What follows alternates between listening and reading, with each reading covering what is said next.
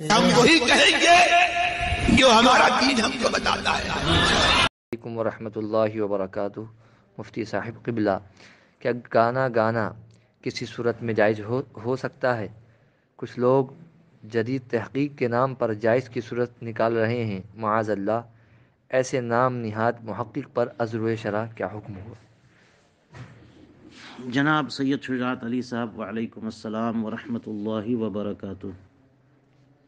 लफ्ज़ गाना जब भी बोला जाता है तो तबादुर ज़हनी इससे फहश गानों की तरफ, फ़िल्मी दुनिया के मंजूम कलाम की तरफ होता है, जिसे गवैये गाया करते हैं, और उसकी नक़ल के तौर पे सड़क छाप लोग, रास्ते पे चलते हुए आम से लोग उसकी नक़ल करते हैं, उसे गाते फिरते हैं। इसके जवाज़ की कोई सूरत समझ में नहीं आती। अब देख लीजिए कि मंजूम कलाम जो होता है, माहिरीन ने उसकी किस्में की हैं। अगर अल्लाह तबारक व तआला की हम्द और तारीफ़ में हो तो उसे हम्द कहते हैं। सरकार अक़दस सल्लल्लाहु अलैहि वसल्लम की तारीफ़ व तौसीफ़ पर मुश्तमिल हो तो उसे नात कहते हैं। बुज़ुर्गों की तारीफ़ व तौसीफ़ पर मुश्तमिल हो तो उसे मनक़बत कहते हैं। बादशाहों की तारीफ़ पे या मज़ीद उसमें कुछ और सूरतें शामिल हैं कि फिर उसे लंबे लंबे मंजूम कलाम, उसको कसायद और कसीदा कहते हैं। और इसी तरह से किसी मर जाने वाले के औसाफ बयान किए जाएं और तअस्सुफ़ का इज़हार किया जाए तो उसे मरसिया कहा जाता है। तो इसी तरह से गज़ल है, हज़ल है, न जाने क्या क्या है। तो उन्हीं में लफ्ज़ गाना, ज़ाहिर है कि लफ्ज़ गाना जब बोला जाएगा तो कोई नात की तरफ तो ज़हन जाता नहीं है, कसीदे की तरफ या फिर ये कि मनक़बत की तरफ भी ज़हन नहीं जाता। तो ये लफ्ज़ ऐसा है कि उर्फ़ आम में जब भी बोला जाता है तो फ़िल्मी गानों की तरफ ज़हन जाता है। अब फ़िल्मी गानों के एतबार से अब देखा जाए कि उसके जवाज़ की भला क्या सूरत हो सकती है। वो तो फ़िल्मी दुनिया या जितनी भी फ़िल्में तैयार की जाती हैं, उनका मकसद असली ही इशाअत फ़ाहिशा है। फ़हशा, बेहयाइयाँ, मुनकरात, इनको फैलाना, इनको आम करना, यही उसका मकसद असली होता है। तो उससे ली हुई कोई चीज़ वो जायज़ हो, मुबाह हो, ये बात समझ से बाहर है। अब देखिए कि अगर किसी भी कलाम में कोई कुफ्रिया जुमला शामिल हो तो वो तो कुफ्र हो गया।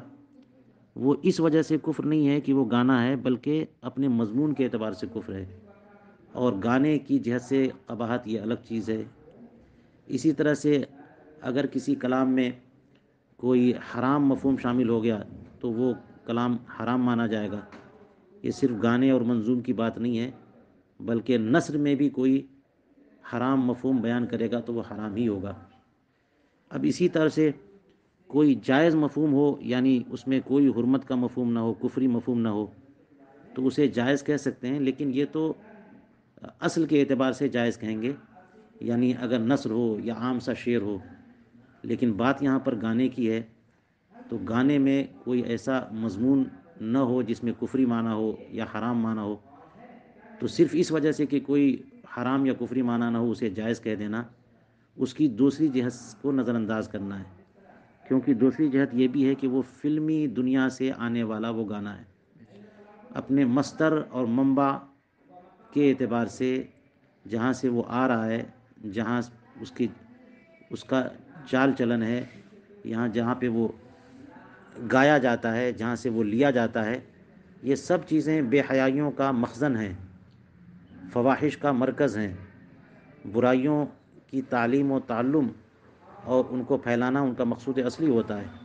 इसलिए अगर कोई ऐसा गाना जिसमें कोई कुफरी या हराम मफ़हूम और माना न हो, या ऐसा कोई मज़मून न हो, फिर भी उसके गाने की या उसको सुनने की इजाज़त नहीं दी जा सकती, क्योंकि ये इशाअत फ़ाहिशा पर ताउन होगा।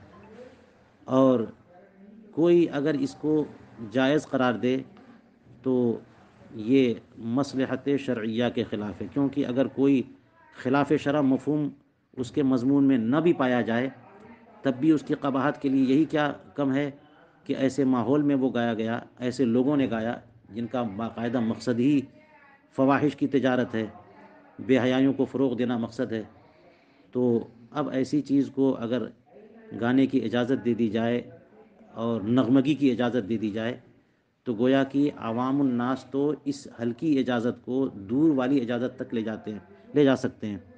اس لیے اس کے جواز کی کوئی صورت سمجھ میں نہیں آتی، اور اس کے جواز کا فتویٰ دینا یہ منجر الی الحرام ضرور ہو سکتا ہے، اور اشاعت فاحشہ کا سبب بھی ہو سکتا ہے، اس پر تعاون بھی ہو سکتا ہے۔